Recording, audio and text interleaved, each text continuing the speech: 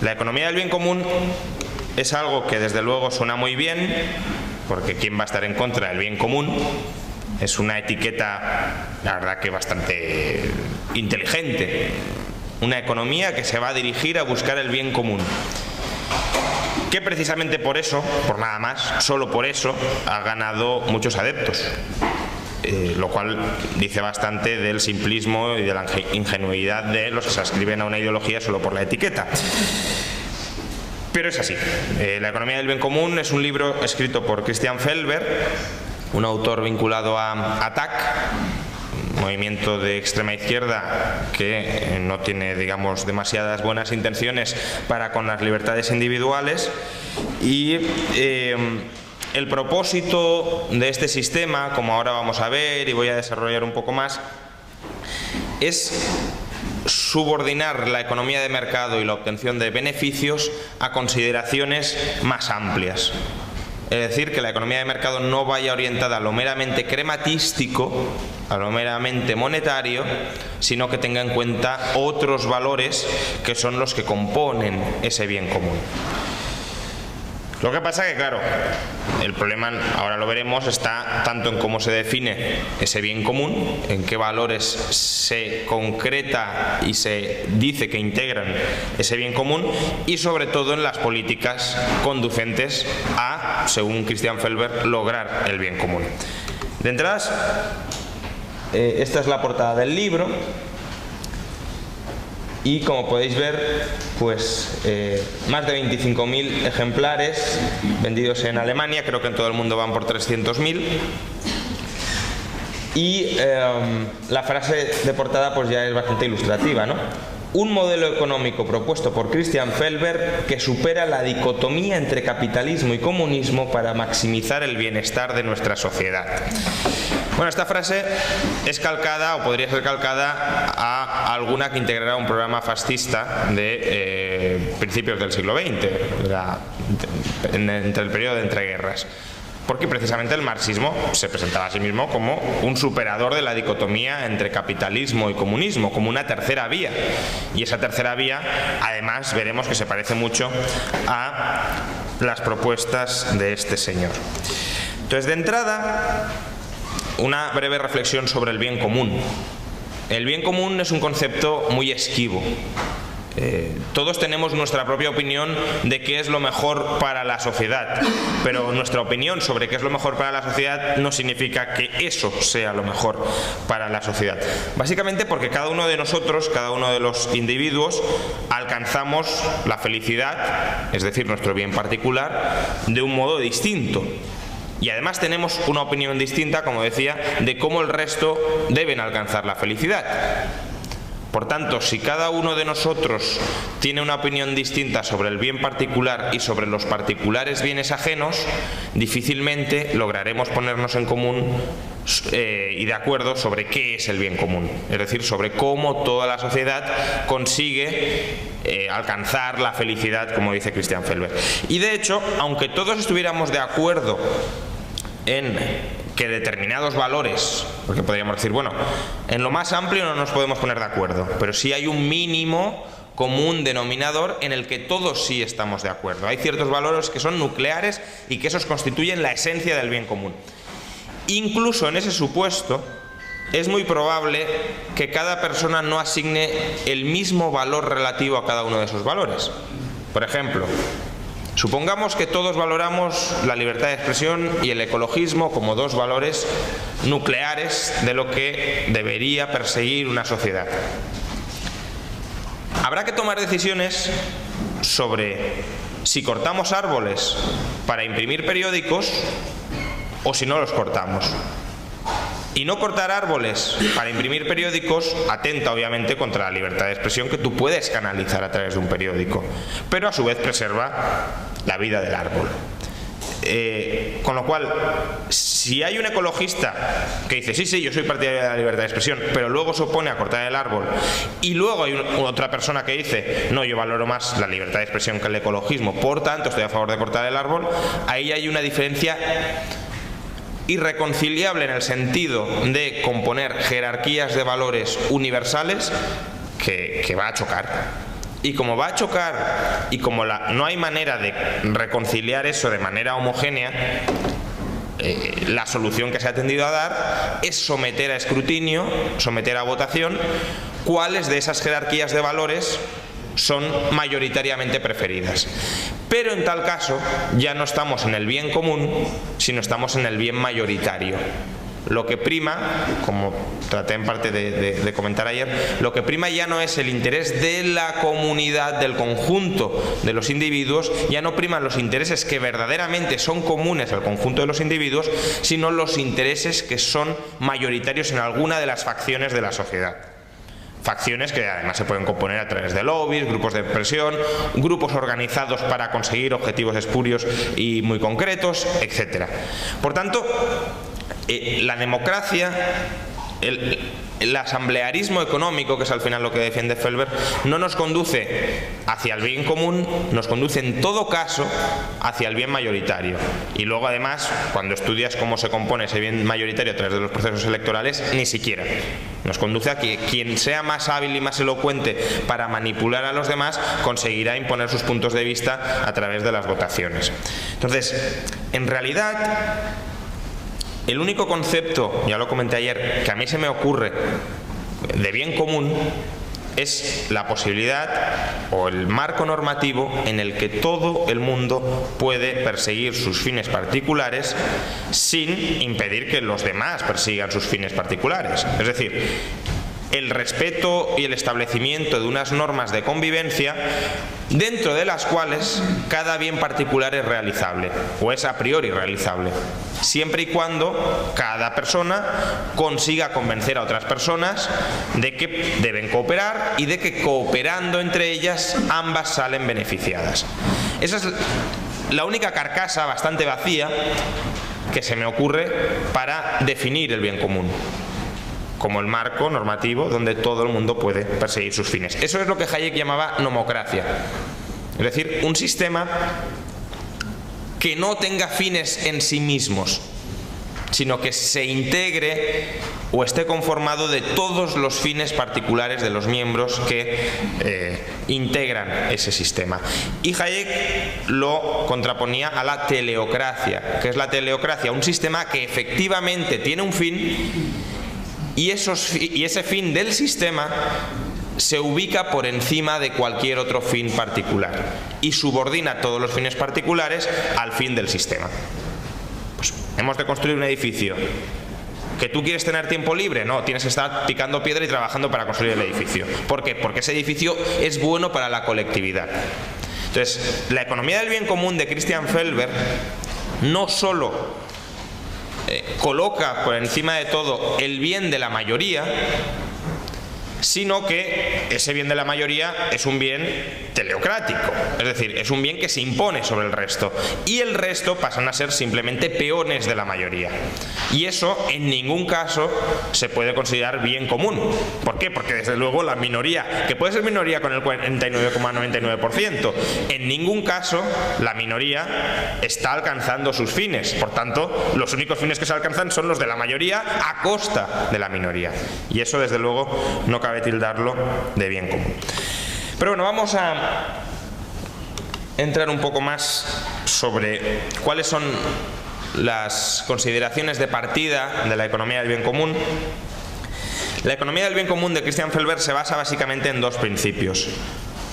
La idea de que el capitalismo se mueve a través del egoísmo y de que precisamente por ello el capitalismo degenera en una competencia salvaje.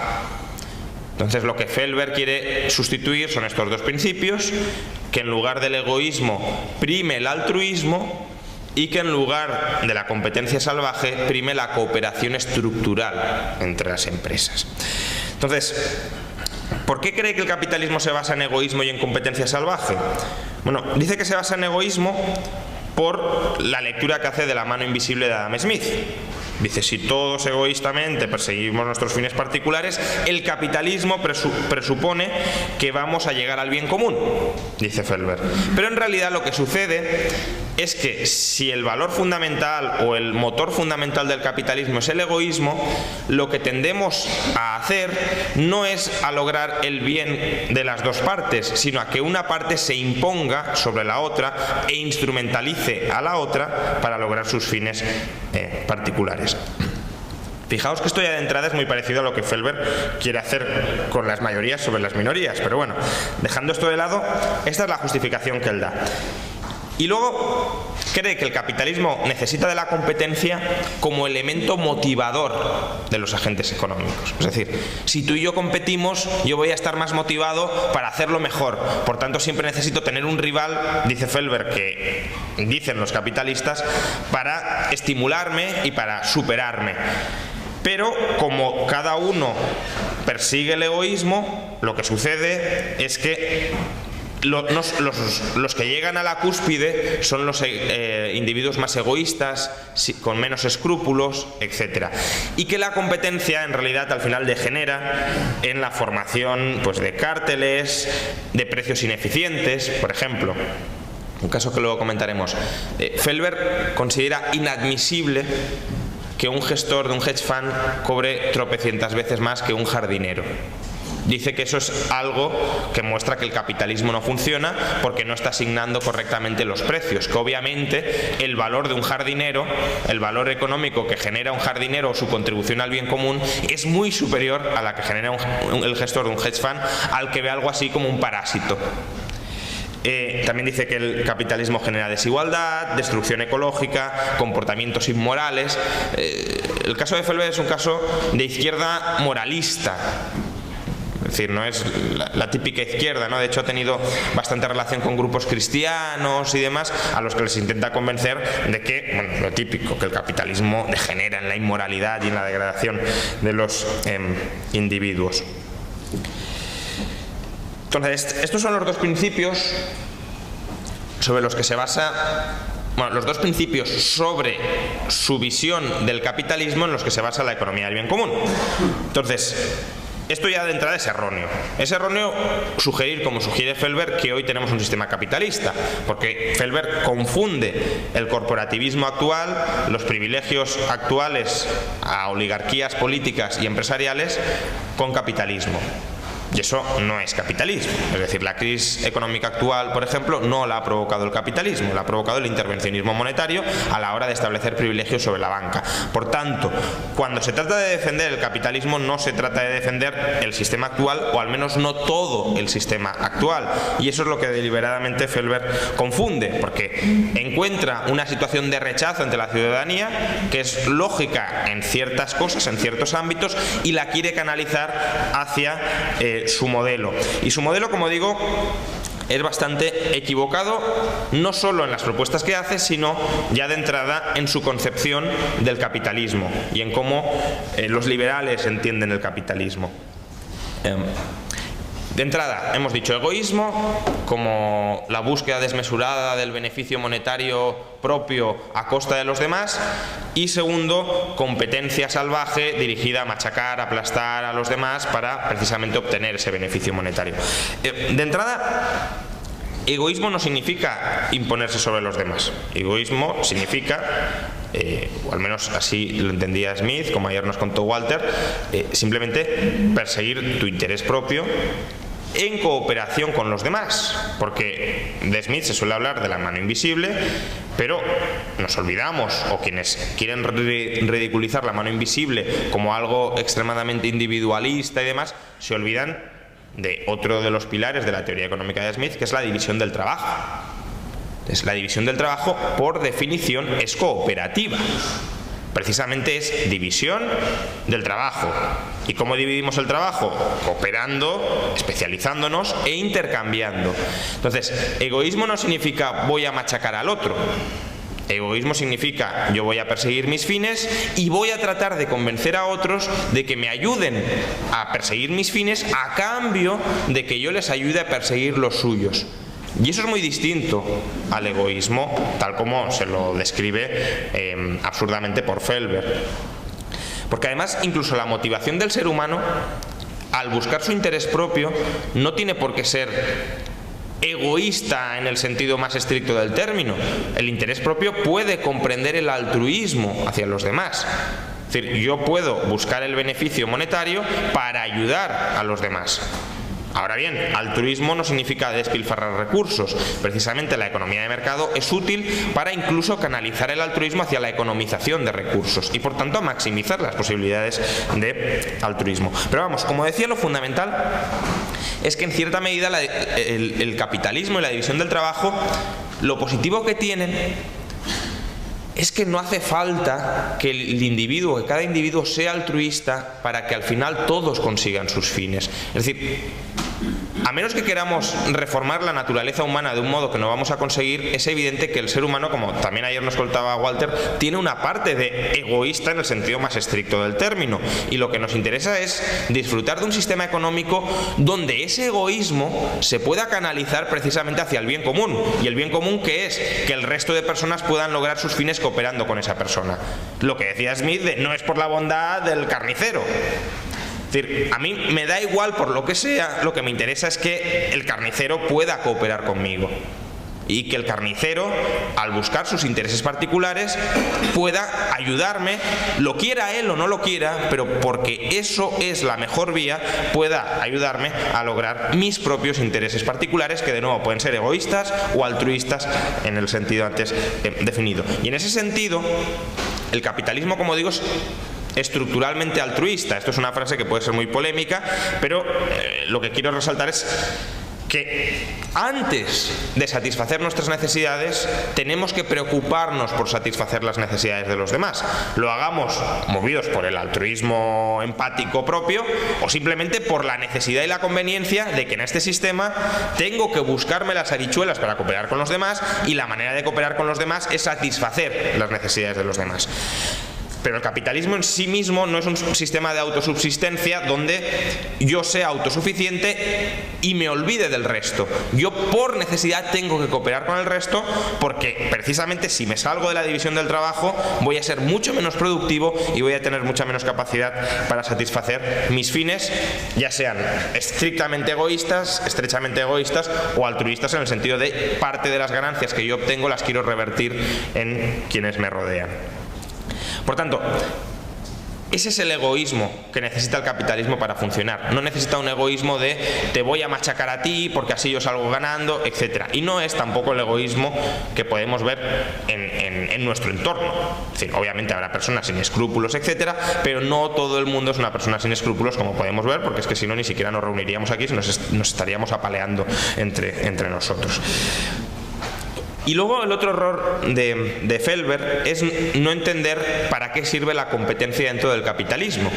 Felber dice, necesitamos la competencia como elemento motivador, porque si no la gente... Bueno, Felber dice que los capitalistas, los liberales, dicen que necesitamos la competencia como elemento motivador, porque si no la gente no tendría incentivos o no tendría tantos incentivos a obrar adecuadamente, que la competencia es como una especie de presión para que tú saques lo mejor de ti y por tanto que necesitamos esa continua rivalidad que como seres humanos nos lleva, dice Felber, que dicen los liberales, a ser los más eficientes posibles.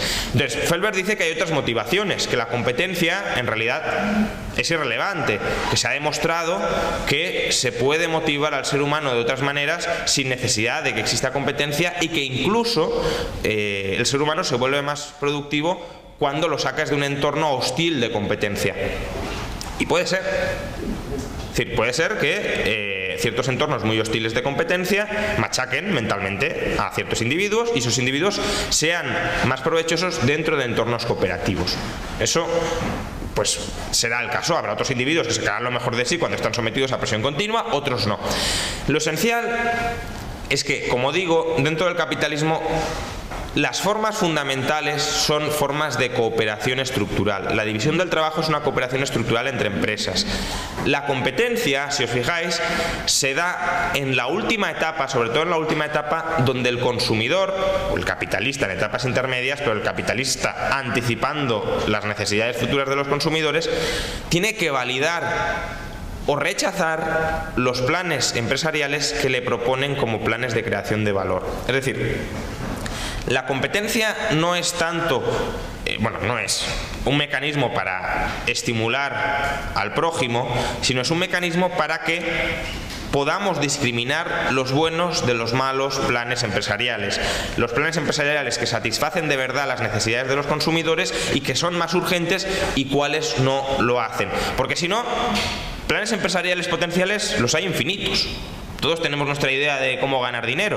La cuestión es que, como los recursos son escasos y hay que economizarlos, solo deben salir adelante aquellos planes que sean relativamente más valiosos para los demás. Y la manera de que sobresalgan, primen o subsistan aquellos planes que son relativamente más valiosos para los demás es sometiéndolos al dictamen competitivo del consumidor. Es decir, que el consumidor diga esto sí, esto no. Y eso es competir, porque los dos quieren que el consumidor les diga esto sí, pero no les puede decir a todos esto sí porque los recursos son escasos. Por tanto, la competencia es un mecanismo para descubrir, como decía Hayek, cuáles son los bienes más valiosos que hay que producir y cómo hay que producirlos. Es decir, cuál es la mejor manera de proveer las necesidades más urgentes de las personas. Porque es que ahora mismo, si nos pusiéramos a divagar qué hay que producir y cómo hay que producirlo, como digo, cada uno de nosotros tendríamos una idea, pero ninguna de esas ideas sería verdad a priori. Solo una vez sometamos esas ideas al juicio de los consumidores, podríamos verificar ex post, a posteriori, que un plan empresarial era positivo y otro era negativo. Tenemos una incertidumbre ineradicable sobre lo que hay que producir y cómo hay que producirlo, y la única manera de vencerla es a través de la competencia como un proceso de descubrimiento de los planes empresariales más urgentes. Obviamente, si te cargas la competencia, te cargas la posibilidad de discriminar planes y, por tanto, te cargas simplemente la manera que tienes de solucionar el problema de la ignorancia ineradicable del ser humano para conocerlo todo. Luego, hay otros errores que comete Felber sobre el capitalismo. Dice que el capitalismo genera hambrunas, el capitalismo saca a los países de las hambrunas. De hecho, aquellos países que tienen hambrunas son porque han adoptado economías intervenidas o porque no se han sumado a los flujos de globalización. Y de hecho, a poco que se han abierto los mercados internacionales en los últimos 30 años, se ha visto cómo el número de gente hambrienta y el número de gente pobre en términos absolutos ha ido cayendo de manera brutal. También dice que genera destrucción ecológica. De nuevo, la destrucción ecológica la genera la tragedia de los comunes, no la propiedad privada, y desde luego la tragedia de los comunes no es algo propio del capitalismo, o es algo que se puede dar en el capitalismo, pero que se tiende a solucionar con herramientas como la propiedad privada o los contratos. Por tanto, las herramientas o los principios propios del capitalismo tienden a solucionar la degradación ecológica, y al contrario, los principios del estatismo tienden a acentuarla, porque ahí sí se da mucho mejor la tragedia de los comunes. Luego habla de acumulación desmedida de bienes materiales. Aquí veis ya la moralina de ciertas partes muy extremas de ciertas versiones del cristianismo, de desprendimiento absoluto de los bienes materiales como vía para alcanzar la felicidad, que oye, es absolutamente legítimo, pero como veremos, cuando se quiere imponer a los demás como vía universal para alcanzar la felicidad, pues ya es algo más discutible. En todo caso, el capitalismo no se basa en la acumulación desmedida de bienes materiales entendido como consumismo, sino el capitalismo se basa en el ahorro genera el capitalismo, y el capital la inversión productiva para incrementar el día de mañana nuestro bienestar. Pero precisamente para invertir, para generar capital, necesitas ahorrar, necesitas detraer de tu consumo. Luego dice que en el capitalismo la democracia degenera en oligarquía. Yo creo que la democracia puede degenerar en oligarquía dentro y fuera del capitalismo. De hecho, fuera del capitalismo, los pesos y contrapesos y la autonomía individual para tener más criterio a la hora de votar o no votar es mucho menor, porque fuera del capitalismo eres simplemente un peón del sistema y por tanto careces de siquiera autonomía para formarte tu criterio o para plantear cuáles son tus fines, porque tus fines quedan insertos en lo que la propia mayoría decide. Es decir, ahí sí es un hormiguero puro y duro. Y por tanto es muy fácil manipular todo eso en beneficio de una de las partes, de una de las sectas que puedan surgir dentro de ese proceso electoral. Y luego que genera desigualdad. Por ejemplo, dice que es incomprensible lo que os decía antes, que un jardinero cobre menos que un gestor de hedge fund. De nuevo, esto es no entender que la valoración económica que se hace de los servicios de un jardinero es muy escasa. Bueno, es muy escasa, depende. Es decir, en países muy ricos probablemente sea más alta que muchos ingenieros aquí. Pero en cualquier caso es relativamente menos valiosa que otros servicios laborales. ¿Por qué? Porque al final, si nos fijamos, el servicio de jardinería es un servicio bastante egoísta. Es decir, paradójicamente, a lo que dice Felber, el servicio de jardinería es muy egoísta, porque es, oye, arréglame mi jardín. En cambio, el servicio de gestionar un hedge fund, que es lo que Felber no puede entender que cobren tanto, es un servicio de cómo asigno el capital como bien escaso a lo largo de toda la sociedad. Por tanto, si el jardinero me corta mal las plantas, el perjudicado soy yo, y a menos que sea un obseso de que el jardín esté todo perfecto, si no me corto las venas, el hecho de que me arregle mal alguna planta no me genera un malestar brutal e insalvable. En cambio, como un gestor de hedge funds empieza a meter la pata en todas las inversiones que realiza, está destruyendo primero el capital de miles de personas que está gestionando, es decir, está arruinando a miles de personas, el ahorro acumulado patrimonialmente por miles de personas, y luego además a la hora de tomar las decisiones económicas de qué hay que producir y cómo hay que producirlo dentro del capitalismo, las está tomando mal, con lo cual está deteriorando, está perjudicando a millones de personas de manera muchísimo más vital que si me han cortado bien una planta o me la han dejado de cortar. Por tanto, es lógico que a un gestor de hedge funds que sea bueno, precisamente para evitar todas esas meteduras de pata que son mucho más devastadoras o potencialmente mucho más devastadoras que lo que puede hacer un jardinero, se le pague mucho más, simplemente porque la sociedad valora mucho más sus servicios, sin que los individuos que componen la sociedad sea consciente de que lo valora. Pero obviamente lo que sí valora es comer adecuadamente todos los días, vestirse adecuadamente todos los días, tener ordenadores, internet, etcétera, y eso depende de que, en gran parte depende de que quienes gestionan el ahorro de la colectividad, del conjunto de los individuos, asignen correctamente ese capital en los fines que son más valiosos. Vale, entonces, partiendo de esas dos premisas, de que el capitalismo se mueve por egoísmo y que la competencia degenera en competencia salvaje, Felber dice: hay que desprogramar el capitalismo de la búsqueda del beneficio monetario. Las empresas se han de mantener dentro de una economía de mercado, pero las empresas deben buscar el beneficio del bien común.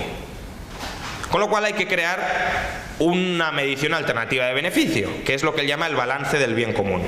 Entonces, ese balance del bien común lo que tiene que hacer es partir del beneficio monetario e incluir una serie de puntos, de notas, en función de si la empresa cumple con ciertos objetivos que se consideran universalmente válidos, como pueden ser creación de empleo, calidad del empleo, formas justas de reparto de beneficios, trato igualitario a los trabajadores o cuidado del medio ambiente. Entonces, esos fines que Felber de todas formas dice: esto es mi opinión.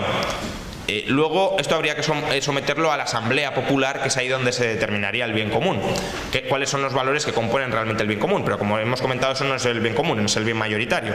Pero bueno, en todo caso, si os fijáis, estos valores que Felber asigna como bien común en realidad son el bien particular de los trabajadores de la empresa. Pues estamos diciendo, no, que haya cada vez más trabajadores, que el empleo esté mejor pagado, que se trate de la misma manera y cada vez mejor a todas las personas. Vamos, que si en lugar de producir de la manera más económica los bienes y servicios que necesitan los consumidores, sometemos el capital de la empresa a montar un bar en la empresa, a hacer que trabajen los trabajadores 4 horas a la semana y cobren el doble que ahora, etcétera, se promueve mejor el bien común. Cuando lo que tiene son bienes y servicios en menor cantidad y de peor calidad, que además son apropiados en una mayor parte por los trabajadores que trabajan menos y que gozan de mayores prestaciones dentro de la empresa. Es decir, es consumir el capital dentro de la empresa en beneficio particular de los trabajadores que componen la empresa. Entonces, para componer ese balance del bien común, Felber dice hay que dar una serie de puntuaciones de 0 a 1000. 0 es máximo mal común, es decir, o mínimo bien común, y el 1000 es el máximo bien común. Entonces, son una serie de puntos que llevan a que cada empresa tenga asociado un color. El rojo es máximo incumplimiento, el verde es el máximo cumplimiento. Con lo cual, lo que dice es, los consumidores serían capaces de discriminar qué empresas pues hacen más por el bien común y por tanto podrían comprar aquellos productos de aquellas empresas que más hacen por el bien común.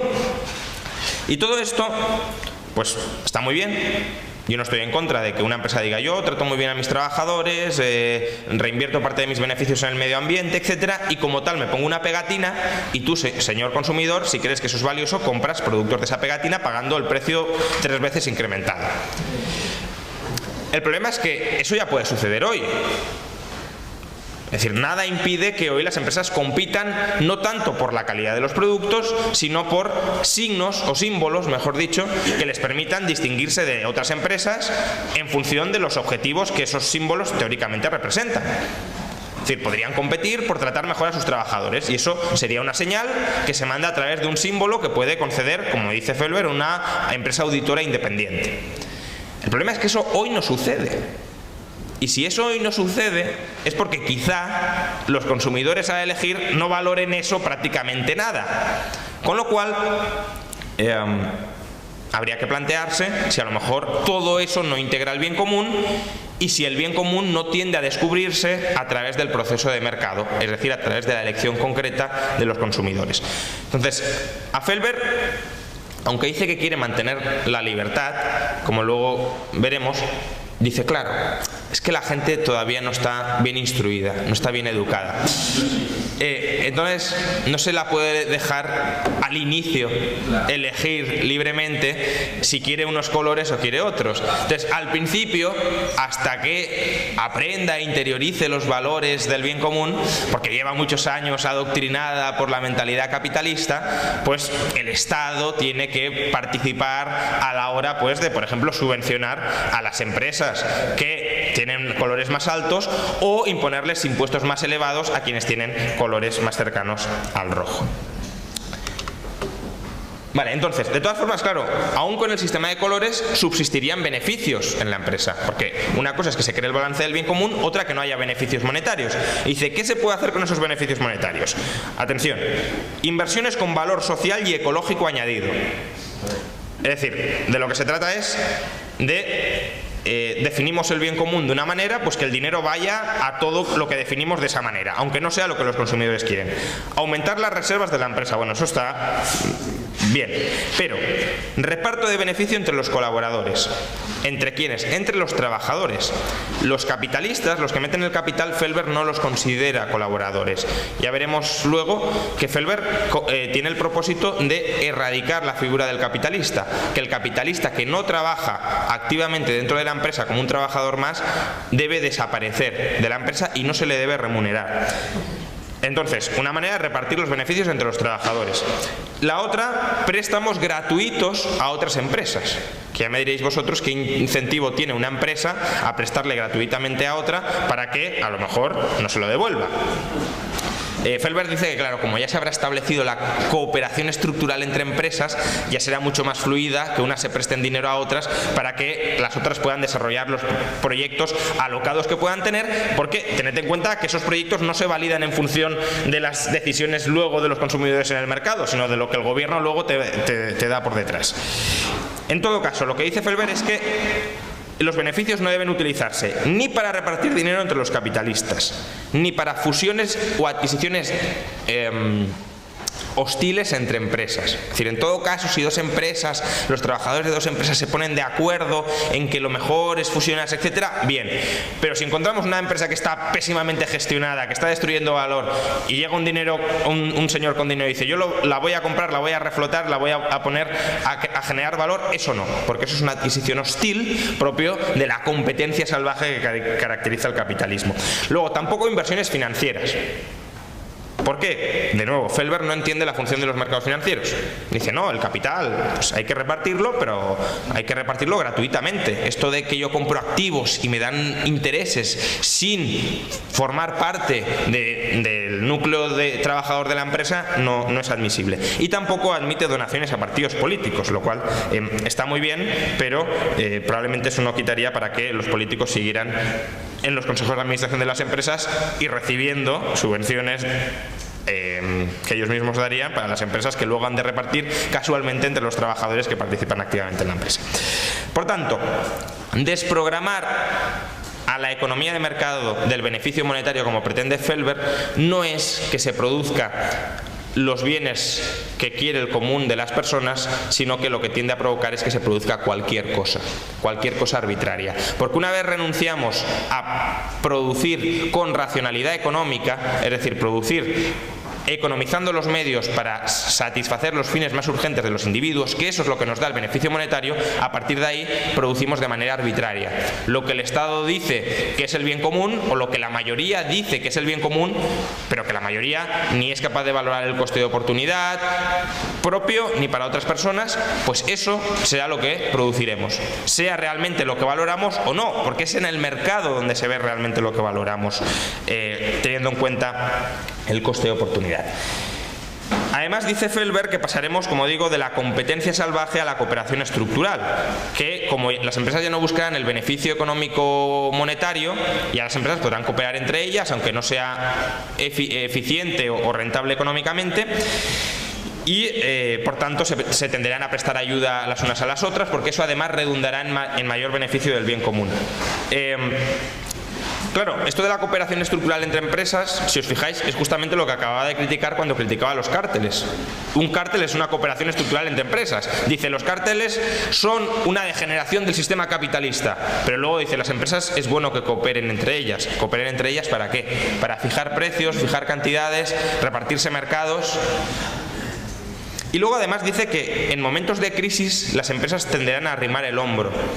Es decir, que por ejemplo, si hay un sector que se cae, las empresas negociarán entre ellas, también teniendo en cuenta parlamentos económicos regionales y demás, para decir, bueno, tú reduces la producción un 10 y otro 10, etcétera. Ahí de nuevo nos encontramos con que da igual qué empresa sea más eficiente, qué empresa minimice los efectos de la crisis, porque todas tienen que sobrevivir, sean más eficientes o menos. Por tanto, lo que quiere Felber, de hecho, luego os leeré una frase donde dice que en el sistema de la economía del bien común la quiebra prácticamente desaparecería, es decir, que las empresas dejarían de quebrar. Lo que quiere es justamente eliminar el mecanismo de la quiebra como un sano mecanismo dentro del capitalismo. ¿Para qué? Para erradicar aquellos planes empresariales que destruyen valor. No sé si habéis leído a Nassim Taleb, Antifrágil, lo que viene a decir es que la quiebra es un mecanismo muy valioso porque permite precisamente que economizar los recursos del resto. Es decir, si de 100 uno se la pega, los 99 restantes saben que no han de seguir el camino del que se la está pegando. Por tanto, si tú eliminas el mecanismo disciplinador y el mecanismo purificador de la quiebra, lo que tiendes a hacer es a consolidar errores.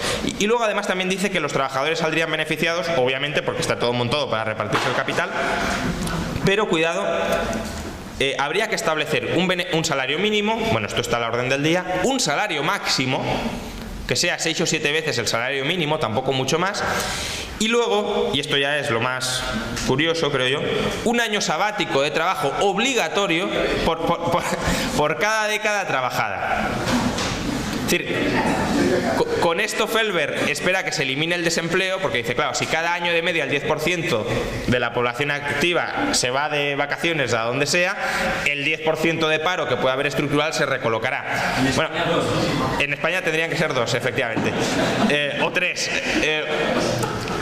Vale, ahora plantearos una empresa súper especializada, formada por ingenieros, donde cada ingeniero está súper especializado, donde el proyecto sale adelante porque todos están cooperando, lo que quiere Felber, entre ellos continuamente, y de repente decimos, no, mira, el 10% tú de vacaciones.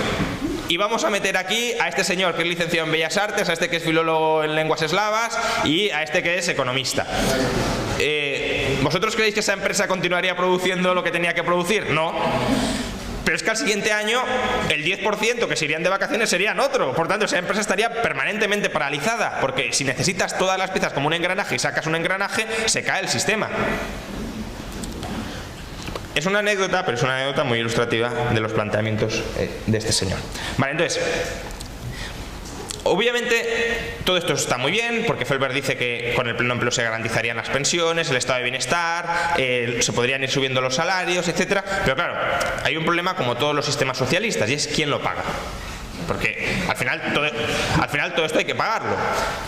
Y Felber, aunque no entiende la función del capital precisamente es permitir que se financien proyectos empresariales y que esos proyectos estén en funcionamiento durante todo el tiempo que se necesita hasta que se vendan y se rentabilicen en los consumidores, tampoco es tan ingenuo como para pensar que no hace falta ningún tipo de capital. Es decir, él sabe que hay que rapiñar a los demás. Él es consciente de eso. Con lo cual, propone distintas vías por las cuales las empresas se podrían financiar. La primera es capital ajeno, es decir, deuda, proporcionada por bancos orientados al bien común. O empresas altruistas, lo que hemos visto, es decir, empresas que presten a otras empresas sin interés. Entonces, los bancos deberían prestar sin intereses. Tampoco deberían pagar intereses a los depositantes, porque el ahorro es algo peligroso para Felber. Entonces, la idea de que no hay que pagar intereses o no hay que cobrar intereses puede ser una idea atractiva para aquellos que se hayan creído todas las tonterías de la usura. Pero ahora fijaos o plantearos cómo podéis coordinar proyectos empresariales a lo largo del tiempo sin tener en cuenta los intereses. Es decir, imaginad que tenéis un proyecto que tarda 100 años en proporcionar un rendimiento, pero que cuando lo proporcione de media habrá proporcionado un rendimiento medio anual del 5%. Y luego tenéis un proyecto que a un año proporciona un rendimiento del 4%. ¿Cómo elegís y cómo discrimináis cuál es preferible? ¿El que proporciona el 5? ¿Simplemente porque es mayor que el 4? Aunque haya que esperar 100 años a que ese proyecto madure, a que ese proyecto proporcione el rendimiento. Simplemente fijándonos en el rendimiento sobre el capital, no sabemos qué proyecto es preferible a otro. Hay que tener en cuenta lo que en finanzas se llama el coste del capital. Es decir, ¿cuál es el coste de financiarme a 100 años? Porque claro, si el tipo de interés, si la manera de captar capital a 100 años es pagar un 200%, obviamente que yo logre proporcionar un 5% anual no me sirve para sacar adelante este proyecto. En cambio, en el proyecto a un año, si me puedo financiar al 2 y proporciona un 4, sí puedo sacar adelante ese proyecto. Es decir, el tipo de interés es una manera de asignar el capital intertemporalmente, y sin tipo de interés no hay racionalidad alguna en la asignación intertemporal de capital. Felber se lo quiere cargar, con lo cual volvemos a las producciones arbitrarias y a producir cualquier cosa que creamos sin ningún fundamento que es positiva. Luego además, él cree que hay que financiar los préstamos de los bancos con depósitos a la vista, con lo cual tenemos un descalce de plazos monumental. Ese problema no lo entiende, da igual que los bancos se financien a muy corto plazo y presten a muy largo plazo, no entiende que eso genera ciclos económicos, pero también, además habría descalces de riesgos, porque Felber se quiere cargar los fondos de capital riesgo, dice que eso no debe existir, que deben ser los bancos los que en todo caso destinen sus préstamos a inversiones con un riesgo relativamente más alto. Pero ahí, ¿qué está haciendo? Está exponiendo a los depositantes al riesgo de esas empresas. Está haciendo lo de las preferentes, es decir, coger el dinero de los ahorradores conservadores y destinarlo a proyectos muy arriesgados, porque es la única manera de financiar proyectos arriesgados, es decir, a través de los bancos. Lo que no entiende es que los fondos de capital riesgo lo que hacen es concentrar el capital de aquellas personas con un perfil de riesgo muy osado, precisamente para intentar lograr una rentabilidad muy alta. Él lo que dice es, los riesgos han de ser compartidos por todos. ¿Por qué? Pues te cargas también las aseguradoras. Luego, capital social de particulares dedicados a trabajar en la empresa. Bueno, esto básicamente es que los trabajadores puedan reinvertir su capital en la empresa y que se expolie al capitalista que ha creado la empresa de su participación en la misma. Él dice que al cabo de 20 años el capitalista no debe tener ningún tipo de derecho dentro de la empresa. Y por último, y esto es ya lo más disparatado quizá, el capital propio de cada persona a través de lo que él llama la dote democrática. ¿Qué es la dote democrática? Pues él quiere establecer límites a la propiedad y a la herencia. Es decir, que nadie pueda tener un patrimonio de más de 10 millones de euros, por ejemplo, y que ninguna herencia pueda ser mayor de 1 millón de euros.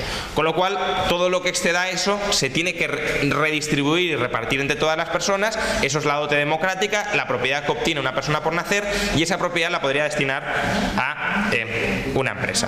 Bien, obviamente, la conclusión de esto, ¿cuál es? Primero, habría un volumen de ahorro pequeñísimo.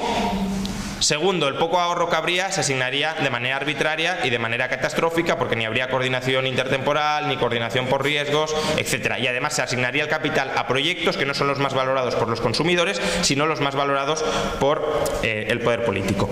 Y termino con la lectura de algunos fragmentos del libro de la economía del bien común, que yo creo que es, en verdad me hubiese podido ahorrar toda la charla leyendo estas cosas.